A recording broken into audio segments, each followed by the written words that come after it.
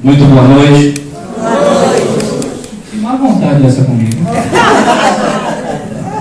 Muito boa noite. Boa noite. Que nos abençoe, Jesus, nos inspirando e nos possibilitando a todos uma noite agradável de conhecimentos.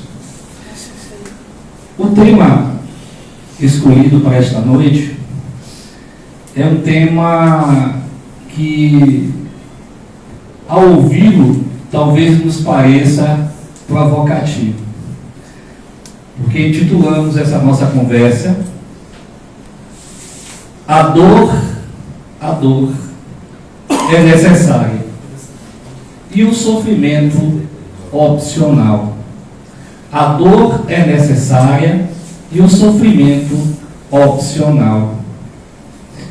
Bem sabemos todos nós que em diferentes momentos nos deparamos diante do sofrimento, de uma dor física, de uma dor moral, sendo que as dores morais nos doem muito mais que as dores físicas. A comprovação que temos disso é quando nos deparamos com a dor de um ente querido, de uma criatura muito amada, e desejamos que essa dor desapareça dele e nos colocamos à disposição dessa dor, desse sofrimento. Quem é mãe, quem é pai, entende do que eu estou falando. Preferiria ter aquela dor do que ver seu filho sofrendo com dor ou com dor e sofrendo. E nos perguntamos por que tantas dores? Por que tantos sofrimentos? E poderemos afirmar com plena segurança que as razões que nos são desconhecidas são possíveis de serem encontradas quando buscamos através de um olhar que transcende aquela dor, aquele sofrimento. E essa falta de compreensão das muitas dores que nos visitam, e guardem essas palavras minhas, que nos visitam, é por causa da nossa ignorância acerca das leis universais.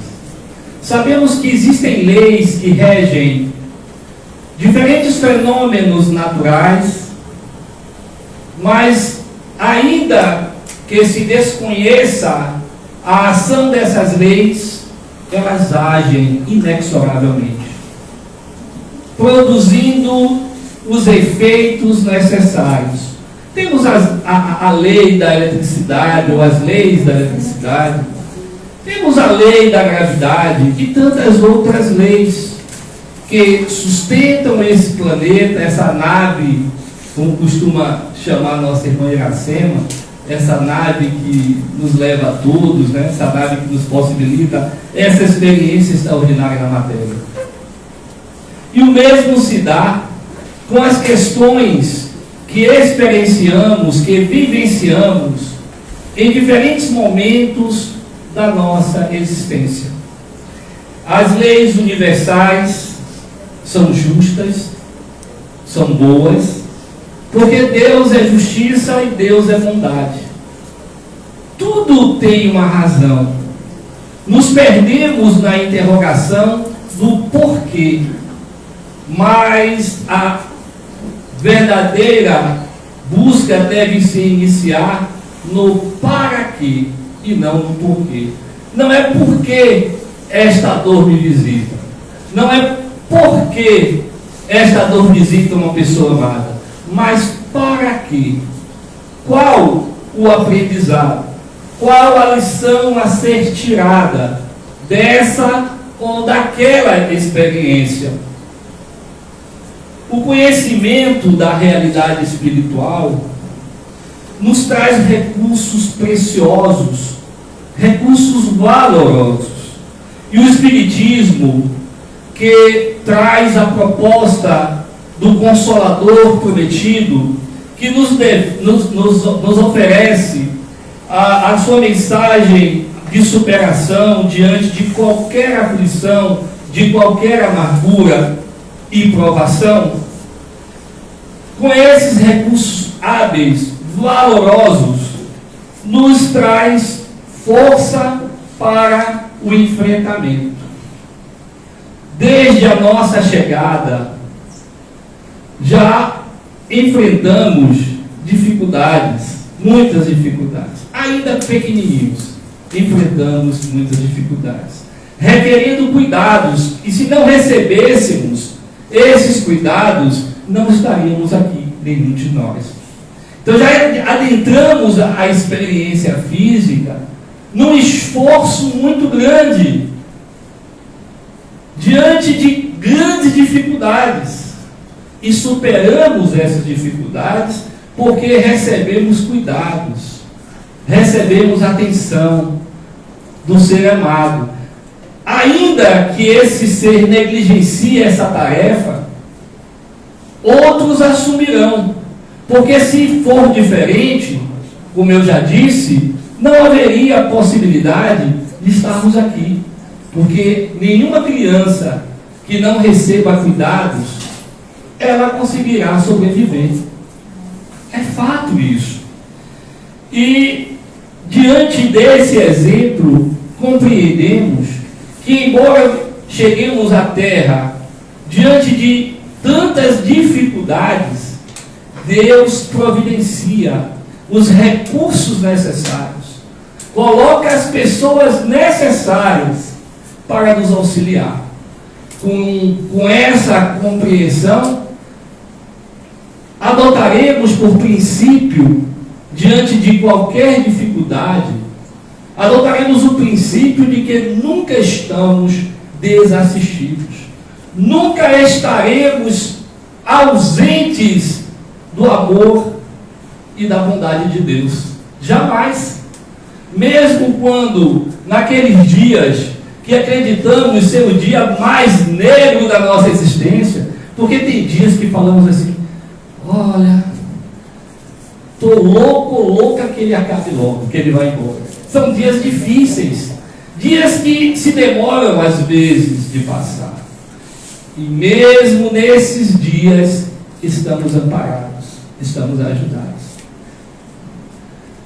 A mensagem Pegadas na Areia traz uma mensagem que traduz tudo isso que nós estamos falando, que é a história daquele homem que nos momentos difíceis que ele caminhava, ele só enxergava um único par de pegadas.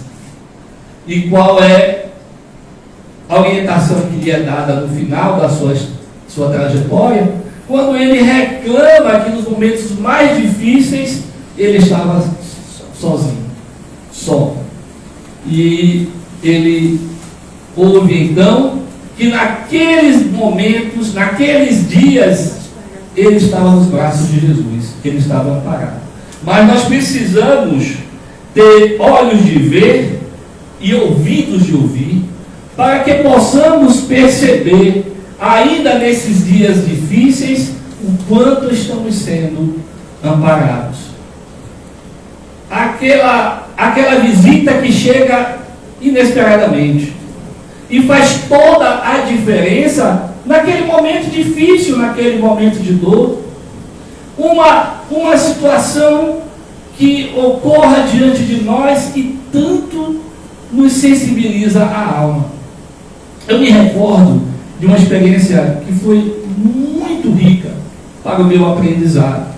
Foi um dia desses difíceis que eu estava numa padaria e eu percebi duas crianças que estavam assim aflitas, contabilizando as moedas que tinham e estavam interessadas em comprar um bolo.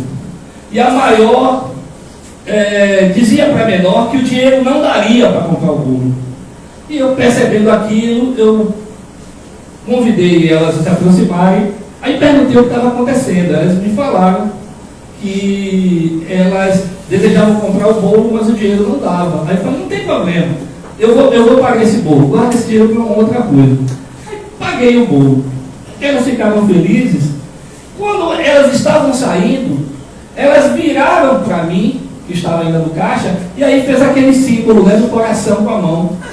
Gente, aquilo mudou o meu dia, mudou tudo para mim.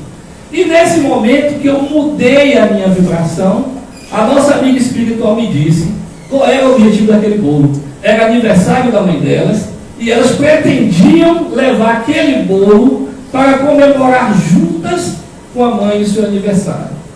Gente, por isso é que afirmamos a necessidade do olhos de ver e ouvidos de ouvir. Mas ainda assim nos perguntamos por que tanta dor, por que tanto sofrimento. Bem sabemos que a Terra é um planeta ainda de provas e expiações.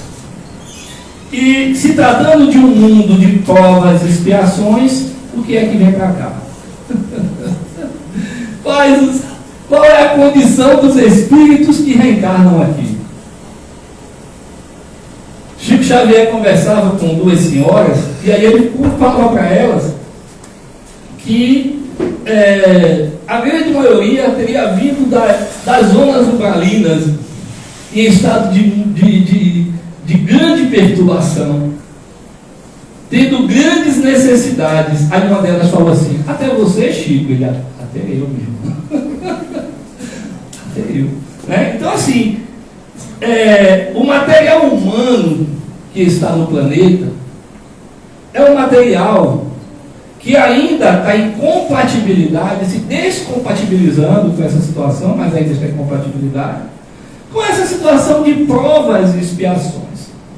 A Terra é um lugar que passamos a conviver e oferecemos uns aos outros, nesse processo de troca, ainda muitas das imperfeições que estamos aqui por trabalhar para vencê-las.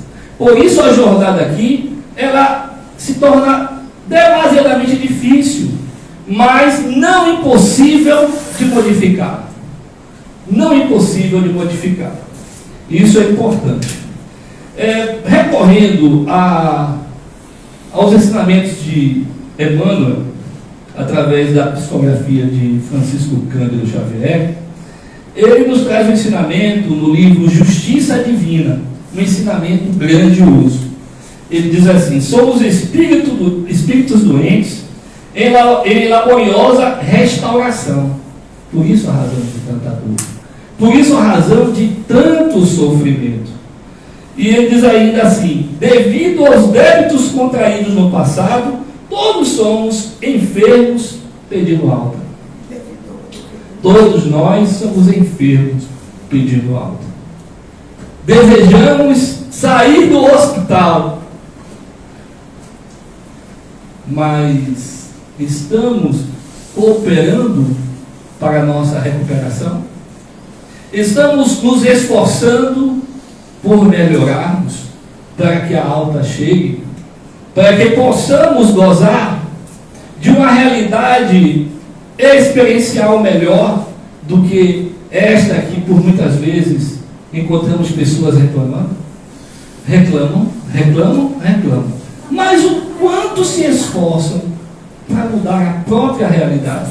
Não é para mudar a realidade do outro, mas mudar a sua própria realidade, tornar mais suave a sua experiência, contribuir para que a sua história de vida possa trazer alegria a outras vidas, a despertar o interesse para se viver bem e melhor nesta escola maravilhosa, neste hospital maravilhoso, porque quem está doente bem sabe o quanto busca por uma orientação médica, por um internamento médico. Não é isso que acontece?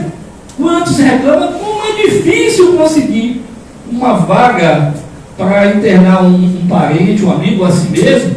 Imaginemos o quanto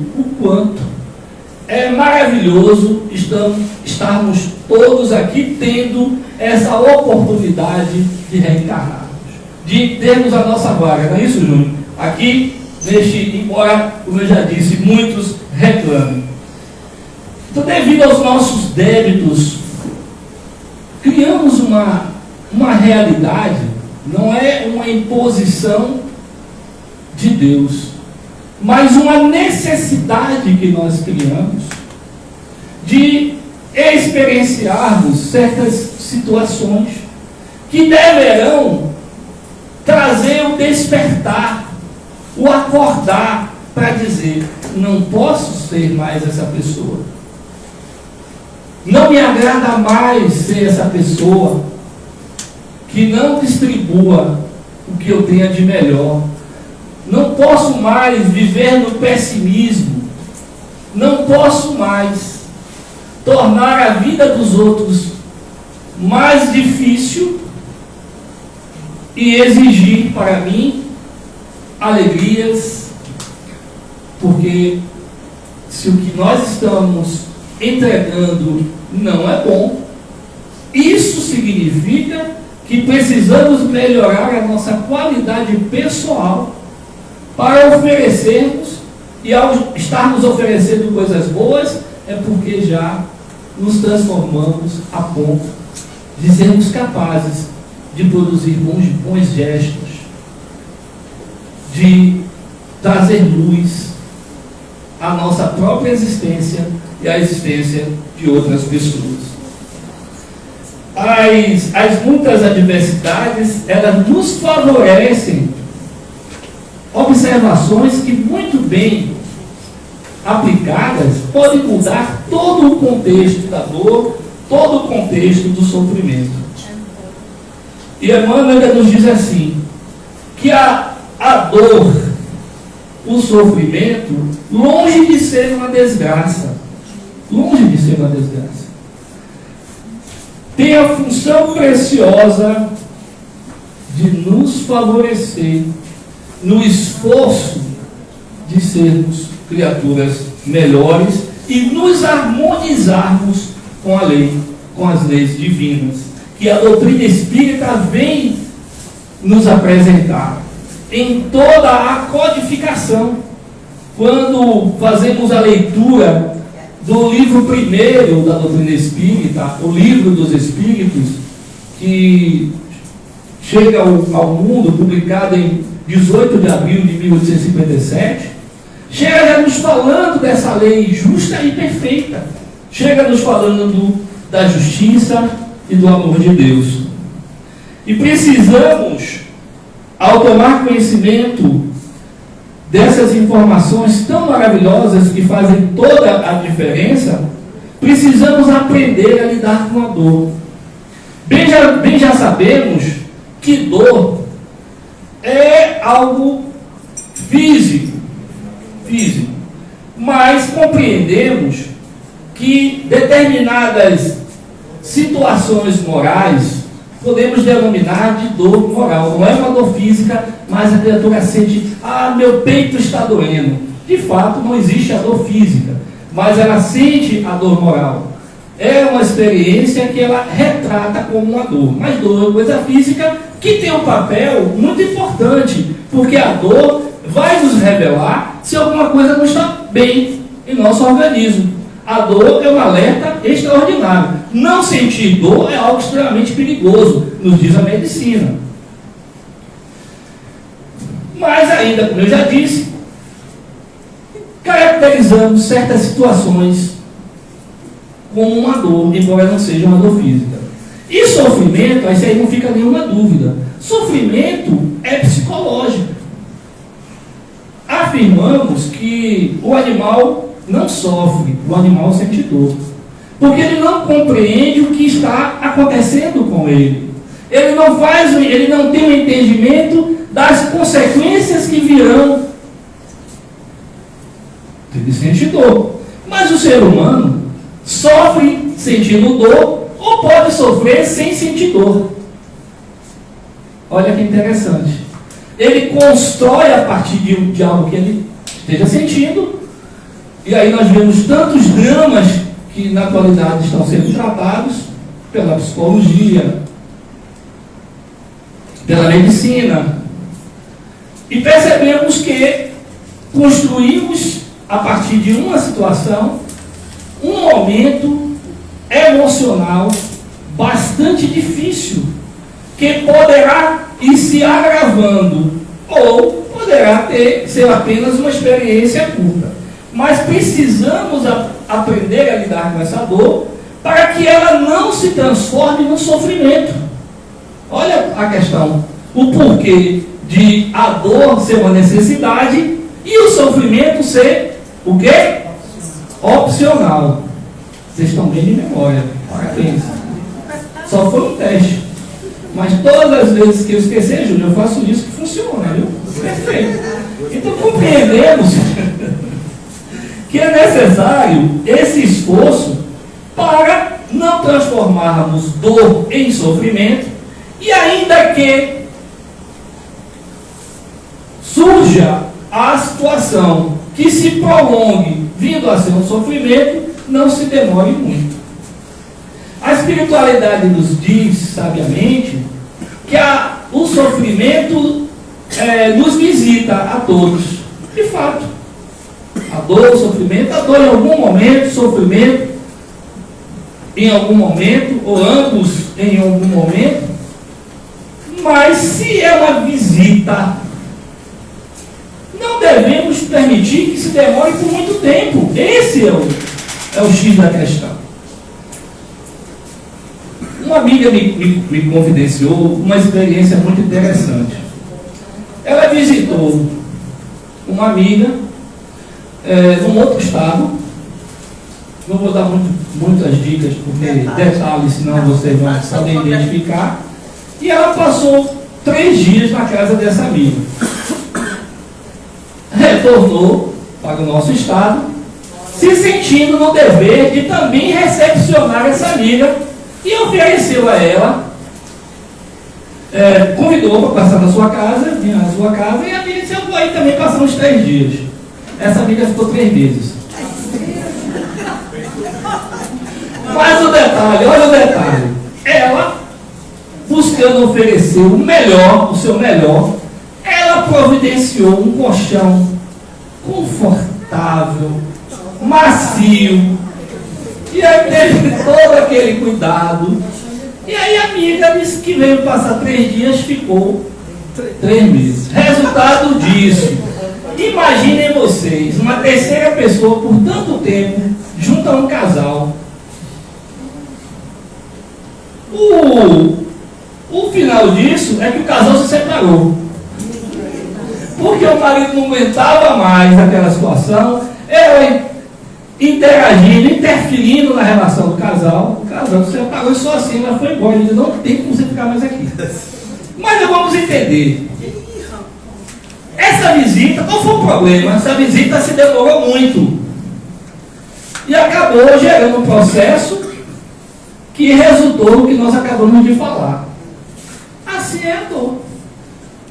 Se demora muito, torna-se sofrimento, e quanto mais tempo demora de passar, pior fica. O nosso mundo mental, o nosso espaço físico, e lá vai em todas as dimensões que atuamos ao mesmo tempo. Devemos ter esse cuidado. Um outro caso assim bem interessante, que serve para ilustrar, foi de um outro amigo meu. Amigos é o que eu mais tenho. Por sinal, quero ressaltar aqui, Márcio Vacareta, muito feliz em vê-lo aqui, meu irmão. Gratidão. É sua companheira? Gratidão em vê-los aqui. E o que ocorreu?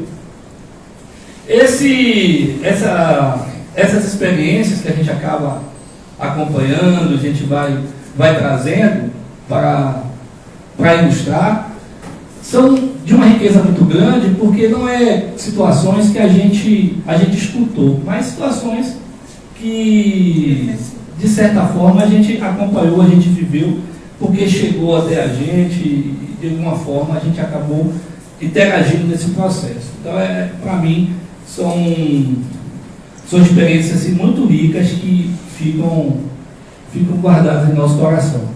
Então a gente vê que, de fato, o sofrimento, quando ele se demora, e é o caso que eu ia contar desse amigo meu, que ele passou por uma situação que pessoas que conviviam com ele rapidamente superaram aquela situação e retomaram a sua vida, a sua jornada.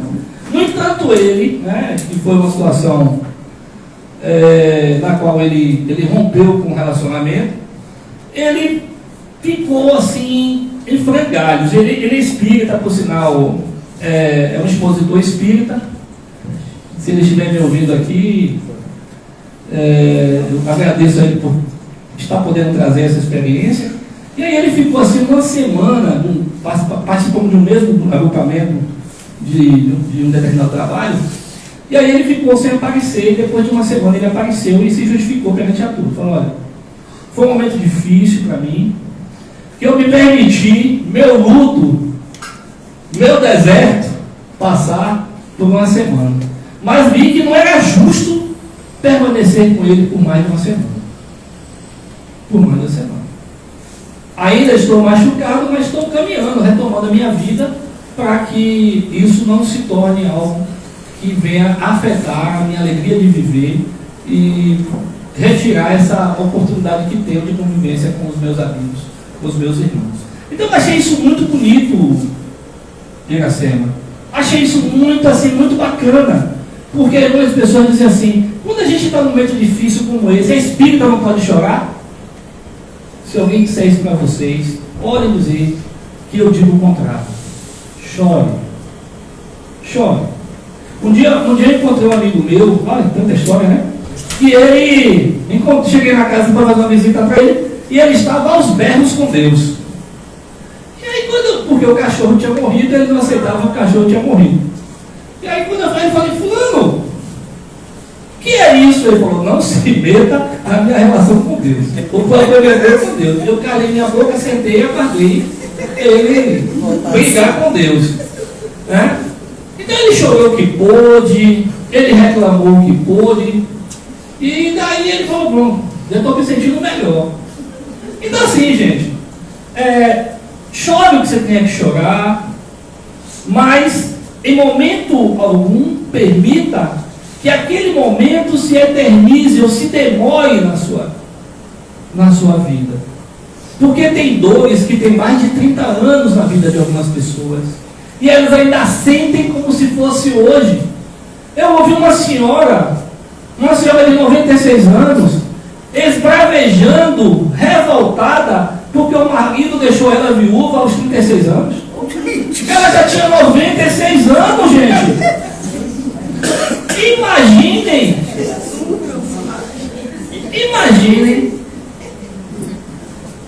Então é isso, a gente não pode deixar que isso permaneça conosco.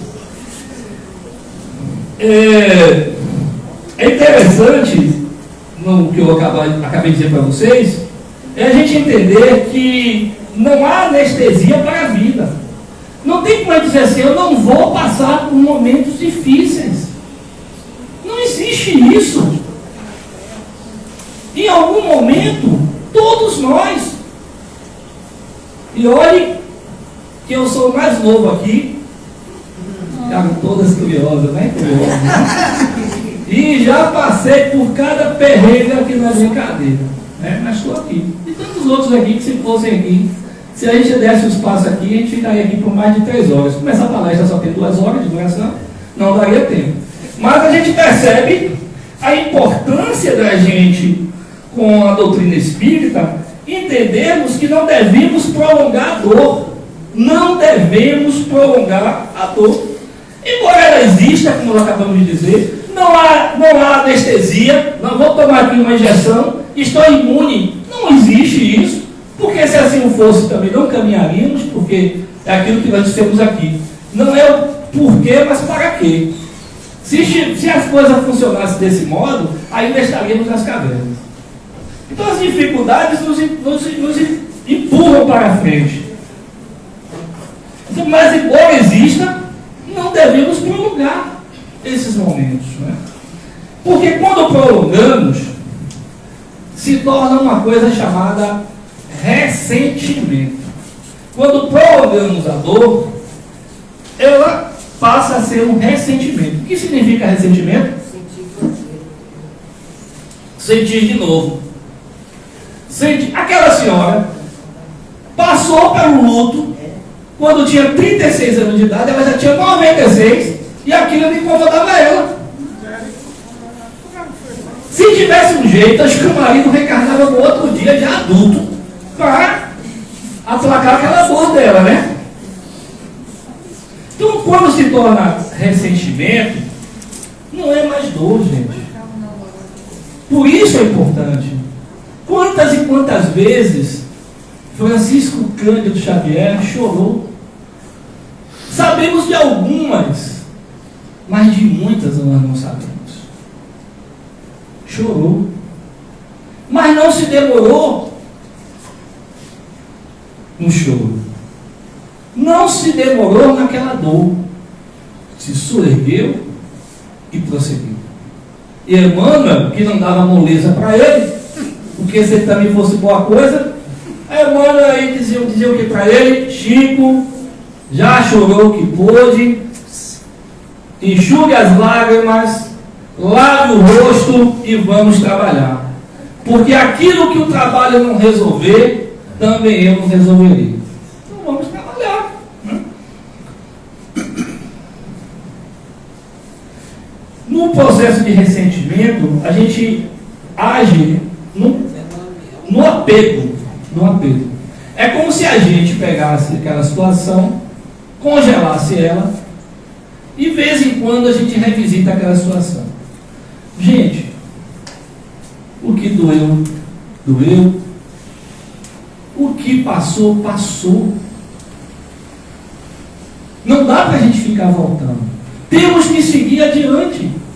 E, meu Deus, eu matei. Matou, acabou. O importante é hoje. Eu abortei, já abortou. Agora é hoje. A depressão é estar preso ao passado. A depressão é estar preso ao passado.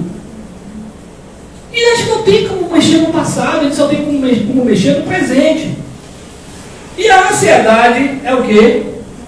Futuro. Pessoas estão sofrendo pelo futuro. Uma outra ideia que a gente precisa amadurecer. Se fez uma leitura errada. Se eu fiz tal coisa errada, eu vou passar pela mesma coisa. Se eu cortei o braço, eu vou cortar o braço. Gente, isso aí é o pior que se pode pensar. Deus não se compraz do sofrimento. Deus quer que a gente progrida. Então, se uma pessoa fez muito mal, na próxima encarnação, ele planeja: olha, eu vou ser médico, cirurgião, e vou ajudar muita gente, salvando as vidas de muita gente. Então, se muitos males foram feitos, aplaquemos esses males com bem. Vamos sair desse discurso do sofrimento pelo sofrimento, porque não é isso que Deus deseja. Por isso, quando eu digo se fez no passado, já não faz mais hoje, maravilha, faça todo o bem que você possa fazer. E no seu planejamento com Deus, que é um diálogo seu com Deus, como aquele amigo meu que estava lá brigando com Deus, que é um momento seu, faça seus acordos. Comece já o seu planejamento para a vida futura. Agora não torne isso uma ansiedade, né? Eu vou desencarnar logo amanhã para retomar o projeto logo. Não faça isso não, tenham calma, né? Eu já disse para vocês que já conversei com os amigos para colocar lá quando eu desencarnar a minha lápide. Eis aqui os meus restos mortais, mas não o meu espírito. Vocês gostaram? Fiquem à vontade para usar de mim. Se alguém quiser, fiquem à vontade, eu não vou me aborrecer com vocês. Fiquem à vontade. Então precisamos reconstruir o entendimento da proposta de Deus, das leis de Deus, para que a gente possa ter uma relação mais amorosa com nós mesmos e com a vida, para não nos permitirmos estar nos aterrando em questionamentos, nos sufocando para o sentimento de culpa. Quanto mais rápido nos levantarmos e assumirmos uma postura melhor, melhor estaremos no processo de construção de uma realidade mais feliz. Não é outra coisa. Viver a dor de maneira a aprender com elas, sem transformá-la em sofrimento. Quando eu agia assim, eu pensava desse modo. Hoje, eu penso de uma outra forma, já não agirei mais assim. E segue. Vida que segue. Vida que segue. A grande proposta é sermos felizes. O único determinismo que existe é a evolução. Por que nos demorarmos em lamentações? Mas existem as dores físicas. Existem as determinadas doenças que nos impossibilitam locomoção, nos possibilitam levar uma vida física, material. Como muitos, ainda assim, temos lições extraordinárias de pessoas que não ficaram por conta das suas limitações no mar de lamentações. Caminharam e dão exemplos extraordinários, pessoas sem os braços, sem as pernas, fazendo palestras motivacionais, cantando a beleza da vida. Eu vi aquele rapaz, eu me recordo o nome dele, que ele faz palestras motivacionais, sem o braço, sem as pernas, e aí ele falou: olha, eu escolhi ser feliz. Eu não tenho as pernas, não tenho os braços, escolhi ser feliz. Se eu fosse cego, ainda assim eu seria feliz, porque eu escolhi ser feliz.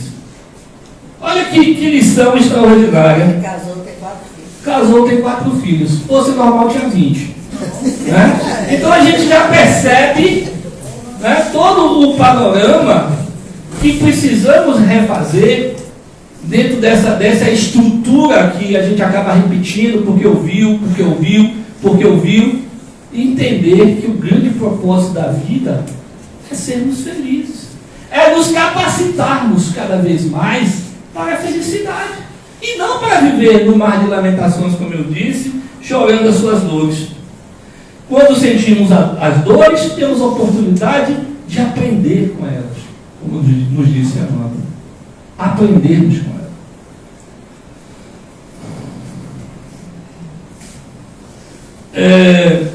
Através das experiências, a gente expande, a gente cresce. A dor não é nossa inimiga.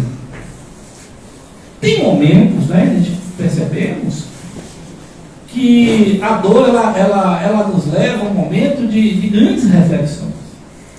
Acompanhamos isso durante a pandemia.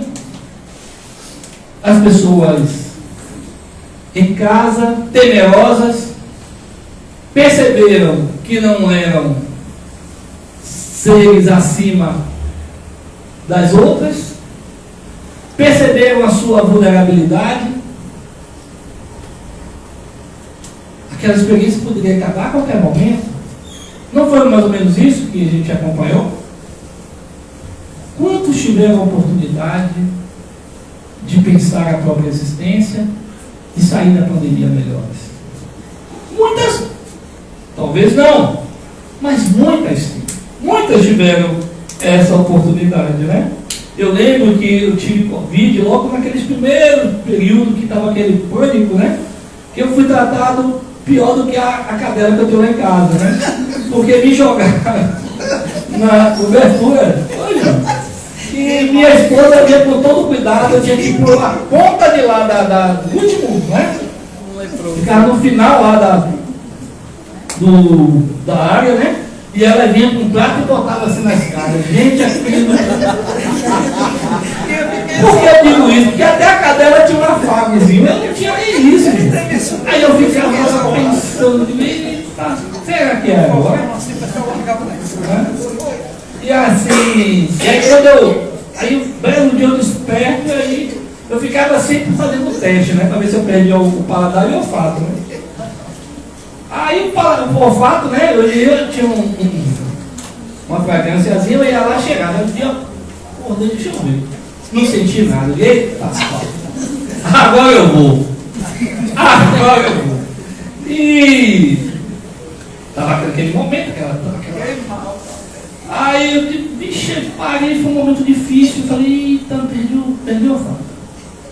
Perdi o olfato, eu perdi o paladar. Eu fiquei assim, bateu aquela tristeza, gente. Vocês me permitem, né? Aí a nossa amiga espiritual disse, diz o que você tem? Quando diz assim, você já sabe, né? Eu falei, não, que eu perdi. Aí eu nem sabia se eu perdi o paladar, mas já me antecipei logo. Eu disse, eu perdi o olfato e o paladar. Ela disse, ótima oportunidade para você reduzir o peso. Aí eu disse, mas minha irmã, ela falou, olha, uma ótima capacitação que você está fazendo para você conversar com seus irmãos e irmãs que estarão passando por esse processo, porque você passou. É como se ela dissesse, toma vergonha na cara, né? Deixa de besteira e carrega a tua cruz, né? E não sou eu que vou carregar não, que ali eu já carreguei, com toda certeza. É isso, né, gente? Então a gente analisa que a dor, ela também tem um fator bem interessante, gente. Ela faz com que valorizemos as pessoas que amamos.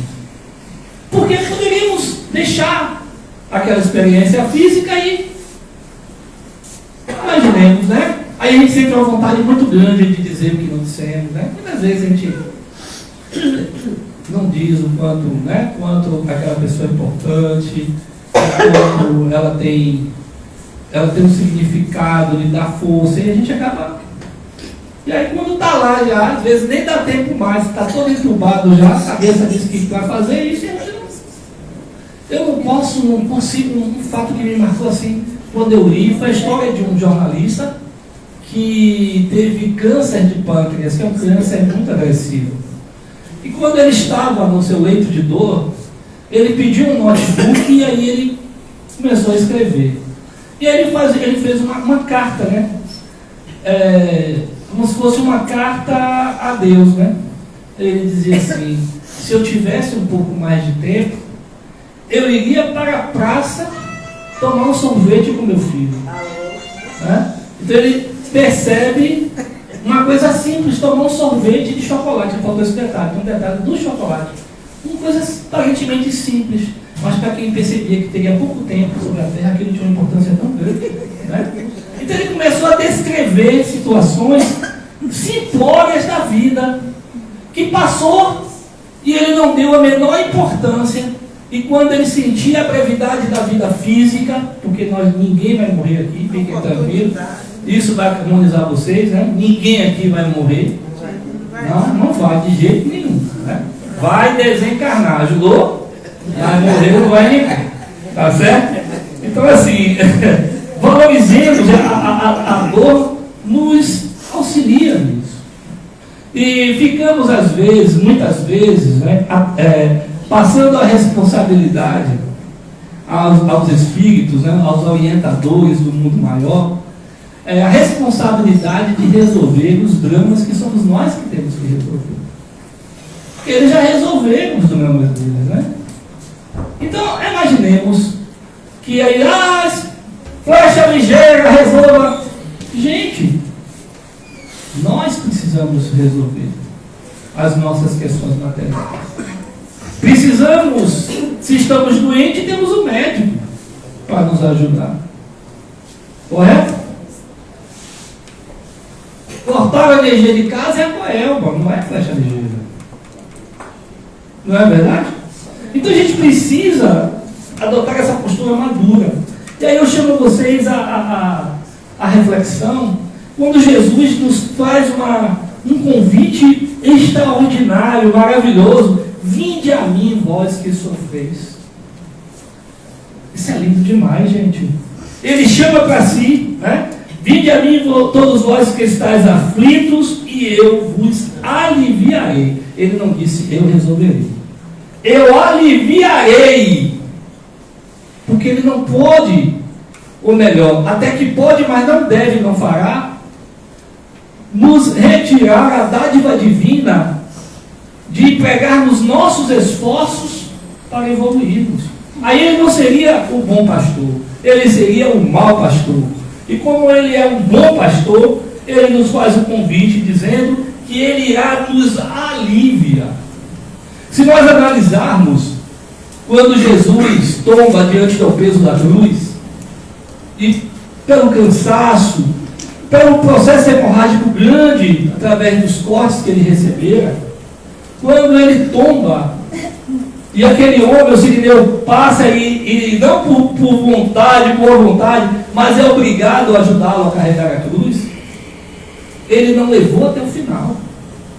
Ele carregou por um tempo e devolve a cruz a Jesus, que vai até o final, chegando ao Gólgota.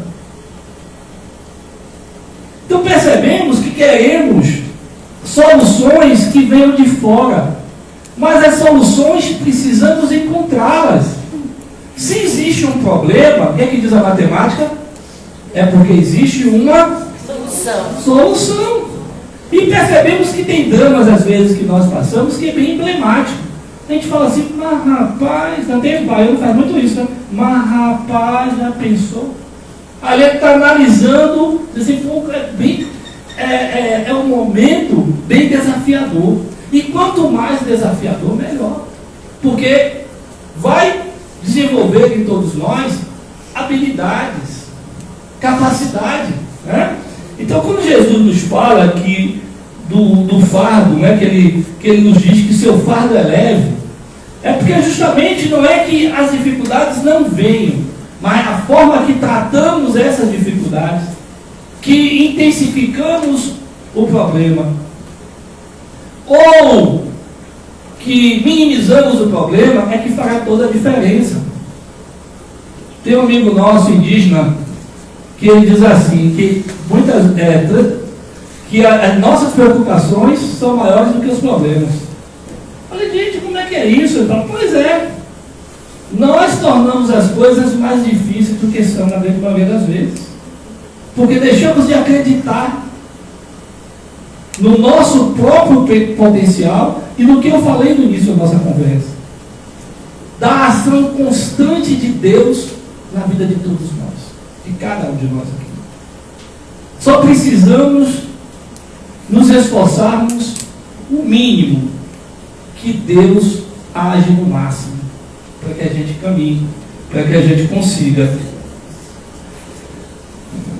E o grande momento de todos nós, o momento de gratidão, é percebermos que a nossa experiência física, ela nos coloca ao lado de pessoas que de alguma forma irão traduzir para cada um o quanto ela precisa superar os seus clichês mentais, as suas fixações mentais, para ter um olhar que vai ampliar os seus horizontes. São pessoas que às vezes exigem um pouco mais de paciência, um pouco mais de perseverança, que vai nos exigir a alegria naqueles dias tempestuosos.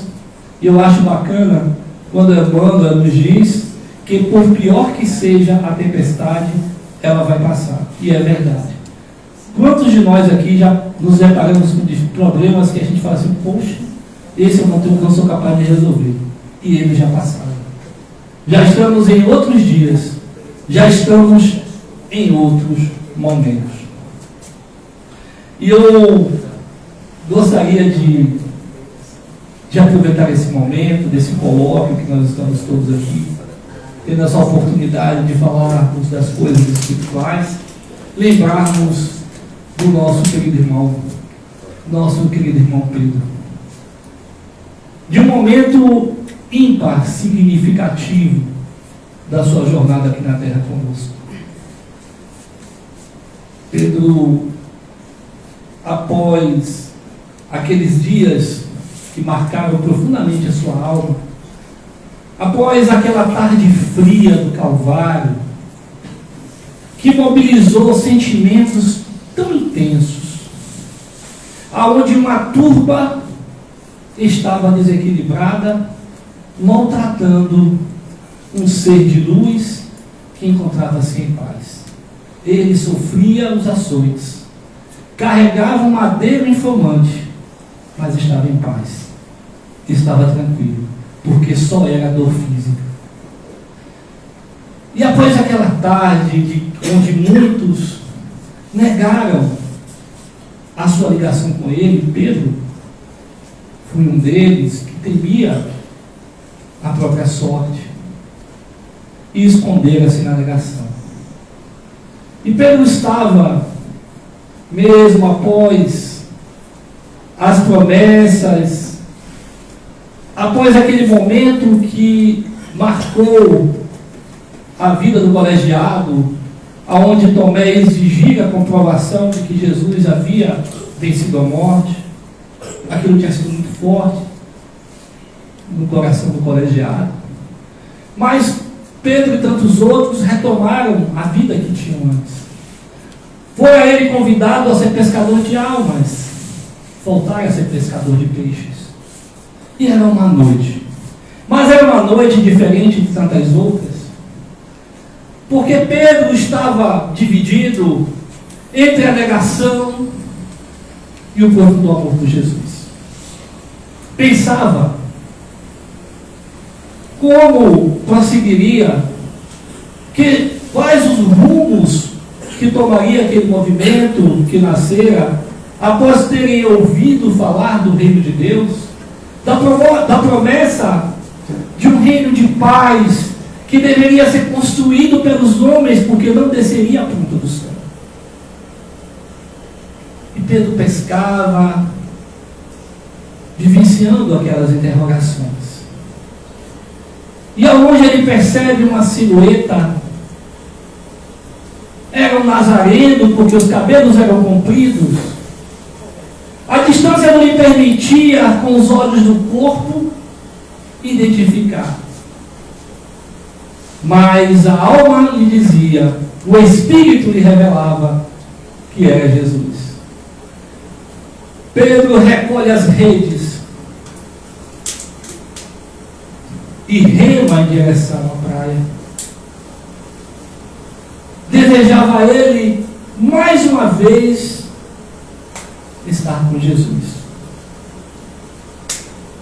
E logo que chega, ele pula do barco levando o fruto do trabalho daquele dia, alguns peixes, e sem fazer nenhuma argumentação, Pedro prepara rapidamente uma fogueira, limpa alguns peixes, improvisa alguns espetos e começa a assar os peixes daquela fogueira. Se senta, Jesus se senta, o silêncio continuava e Jesus interrompe aquele silêncio e pergunta: Pedro, tu me amas? E Pedro se enche de alegria e, tomado pelo imediatismo, Pedro responde: amo, Senhor. Agindo como todos nós, que agimos no imediatismo do eu quero, eu vou fazer, e logo o fogo apaga, logo a coragem termina. E Jesus pergunta pela segunda vez: Pedro, tu me amas? Pedro então faz uma pausa, porque se Jesus perguntava pela segunda vez, era porque a resposta, motivada pelo imediatismo, das profundas fugas psicológicas que por vezes agimos, não atendia aquela pergunta. Pedro começa a lembrar dos momentos difíceis, Pedro começa a recordar das negações, e agora cabisbaixo, ele responde: amo o Senhor. Jesus reparte o peixe, começa a comer com ele, e agora pergunta pela terceira vez: Pedro, tu me amas? Aquela terceira interrogação era como um açoite na alma de Pedro. E Pedro começa a chorar. As lágrimas quentes correm o seu rosto. E ele responde agora de forma diferente. Ele diz assim: Senhor, tu bem sabes que eu te amo. Por que fazes isso comigo? Naquele momento, a infância psicológica cedia lugar, a maturidade psicológica. Pedro reconhecia tudo aquilo que ele tinha feito. Mas Pedro tinha certeza de uma coisa: ele muito amava Jesus. Embora tivesse falhado várias vezes, mas ele amava profundamente Jesus. E agora sim Jesus aceita. Então Jesus diz a ele: Pedro, se tu me amas, apacenta as minhas ovelhas. Pregai o meu evangelho para todas as criaturas. E é essa grande proposta que viverá Pedro que nos traz Jesus. Vencermos a infância psicológica das queixas, das lamentações, de nos acharmos intocáveis quando recolhemos os frutos do nosso plantio mal feito. É reconhecermos que o dia de ontem já foi, o de amanhã ainda vai chegar. Precisamos viver hoje e agora o ser melhor, porque hoje é possível, ontem não, amanhã talvez, mas hoje é possível. Que nos abençoe, que nos inspire Jesus de muita paz.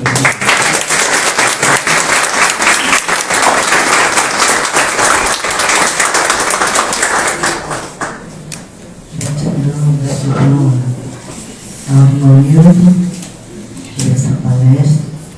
Nos últimos momentos aí nós podíamos sentir já os mentores do irmão Hilton ao lado. Quero agradecer ao pessoal do Instagram nesse momento. Nós nos despedimos do pessoal do Instagram, que é a segunda parte da nossa tarefa. E essa segunda parte a gente precisa abaixar a luz. Deixar a luz azul, que nos impossibilita de manter aí a transmissão ao vivo. Gratidão, pessoal do Instagram, estamos parando a transmissão.